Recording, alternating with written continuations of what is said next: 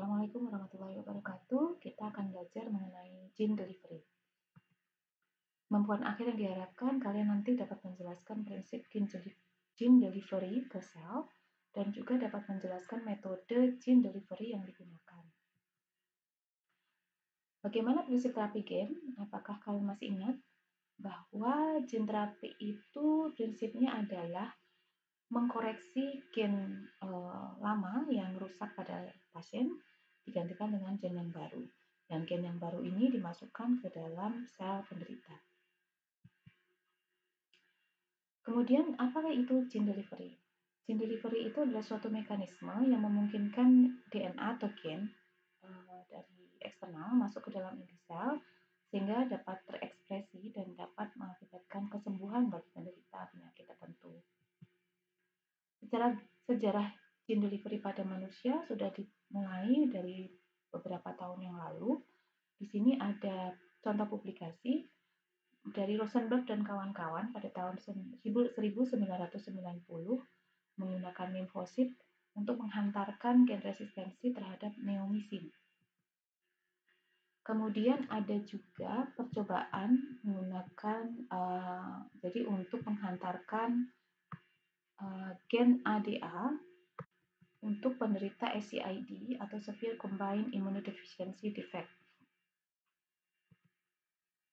Nah, jenis gene terapi sendiri dapat dibagi menjadi dua, yaitu germline gene therapy dan somatic gene therapy.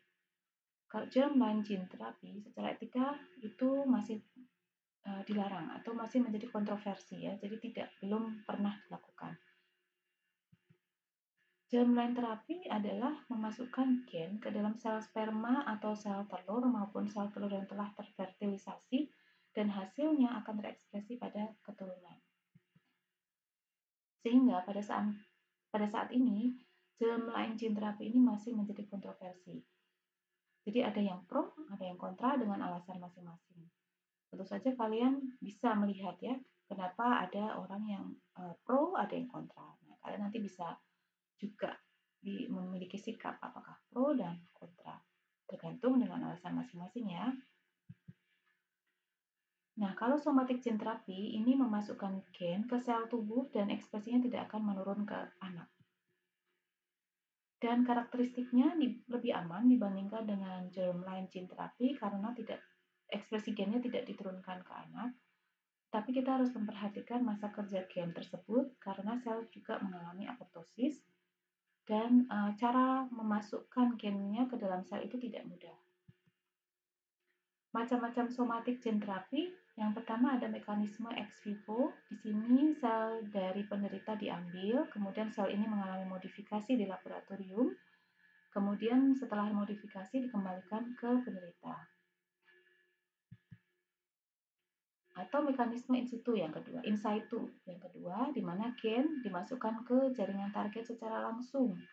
Jadi misalkan gen dimasukkan secara langsung pada trakea dan bronkus pada penderita cystic fibrosis.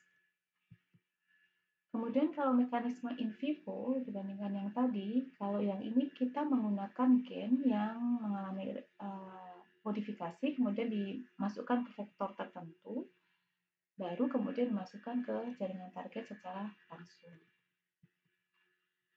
Perbedaan secara mekanisme in vivo dengan ex vivo adalah kalau in vivo dia menggunakan mekanisme sel yang sudah masuk ke dalam vektor tertentu langsung dimasukkan ke penderita.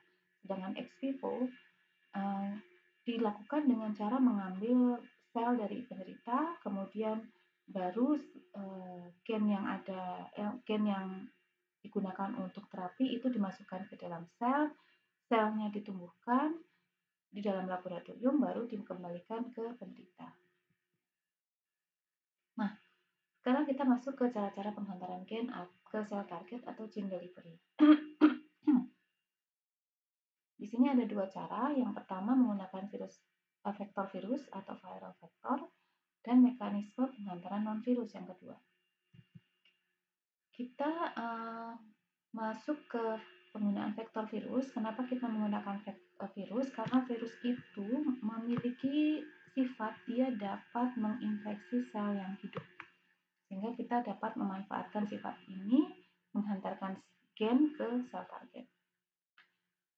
Untuk mekanisme ini perlu dihilangkan gen untuk replikasi virus sehingga virusnya itu tidak dapat banyak berkembang biak di sel, tapi cukup ampuh untuk gene delivery. Sampai saat ini, penggunaan vektor virus ini masih diuji keamanannya dalam mekanisme gen terapi. Contoh-contoh vektor virus yang digunakan yaitu vektor retrovirus itu dapat menghantarkan gen pada sel yang sedang membelah. Yang kedua adalah vektor adenovirus untuk menghantarkan gen pada beberapa macam sel sehingga disebut memiliki spesifisitas yang rendah atau low specificity. Kemudian ada vektor adeno-associated virus atau AAV yang memiliki tingkat patogenisitas dan replikasi yang rendah sehingga lebih aman dibandingkan dengan vektor adenovirus. Kemudian ada vektor herpes simplex virus atau HSV, ini sangat berpotensi untuk penghantaran gen ke sel saraf, sel-sel kanker, dan tumor.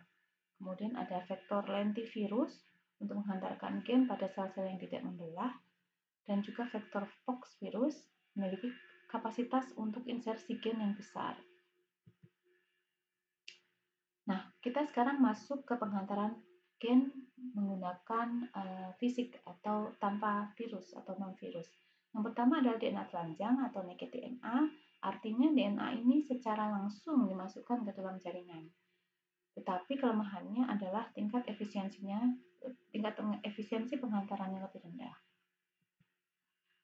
Yang kedua menggunakan gene gun. Di sini gene gun itu dilapisi dengan partikel emas atau tungsten yang pada lapisan tersebut ada plasmidnya yang mengandung gen yang akan digunakan untuk terapi. Kemudian diaplikasikan pada kulit, ditembakkan begitu ya. Kemudian si gen ini diharapkan bisa masuk ke dalam sel target. Bisa juga dengan elektroporasi. Elektroporasi itu dia menggunakan destabilisasi membran sel sehingga DNA dari luar sel dapat masuk ke dalam sel dan ini bisa dilakukan menggunakan aliran listrik. Jadi menggunakan muatan listrik yang berbeda dengan membran sel sehingga DNA bisa masuk ke dalam sel. Ultrasound juga bisa dipakai untuk mengurangi permeabilitas membran sel sehingga DNA bisa masuk ke dalam gen atau DNA bisa masuk ke dalam sel. Nah, ini lebih aman dibandingkan yang elektroporasi tadi karena ini hanya menggunakan suara. Tapi efisiensi gene delivery-nya lebih rendah. Kemudian yang selanjutnya adalah liposom, penggunaan liposom. Jadi liposom ini sejenis lipid ya, dan dia akan melapisi DNA atau RNA untuk dihantarkan ke dalam sel bisa menggunakan ultrasound. Ya, demikian perkuliahan kita hari ini. Wassalamualaikum warahmatullahi wabarakatuh.